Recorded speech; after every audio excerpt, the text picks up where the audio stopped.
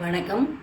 இப்போது இந்த கினோவான்னு இதுவும் நம்ம நாட்டில் உள்ள சிறுதானியங்கள் மாதிரி சவுத் அமெரிக்காவில் பெருநாட்டில் இருக்கிறது தான்.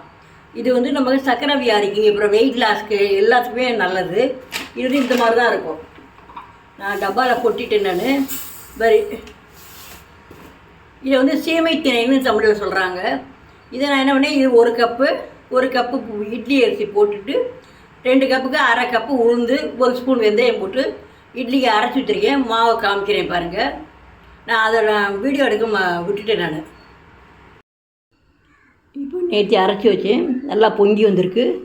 இப்போ நம்ம இதை எடுத்து நம்ம இட்லியாக வாக்கலாம். நம்ம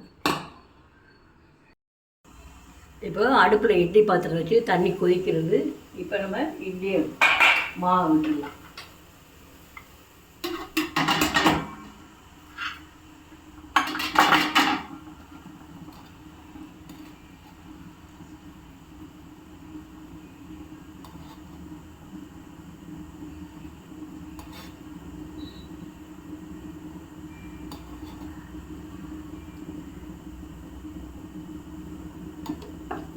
இதை மூடி வச்சு ஒரு 10 நிமிஷம் கழித்து நம்ம எடுக்கலாம். நம்ம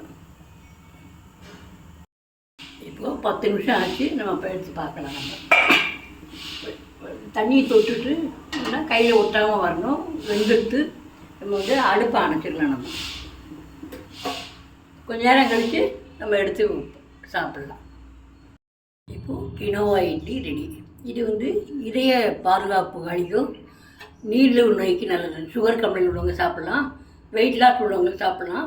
இதில் அமினோ அமிலங்கள்லாம் நிறைய இருக்கிறதுனால மொத்தத்தில் உடல் ஆரோக்கியத்துக்கு ரொம்ப நல்லது. நம்ம இப்போ இது இங்கே அமெரிக்காவில் கிடைக்குங்க. இப்போ நம்ம தமிழ்நாட்டிலேயே நம்ம எல்லா டிபார்ட்மெண்ட் ஸ்டோர்லேயும் கிடைக்கிறது. நீங்களும் வாங்கி இந்த மாதிரி செஞ்சு இதை தோசையும் வாக்கலாம். நல்லா சூப்பராக வரும். நான் அதையும் அடுத்த வீடியோவில் போடுறேன். நான் நீ செஞ்சு ஆரோக்கியமாக இருங்க. நன்றி.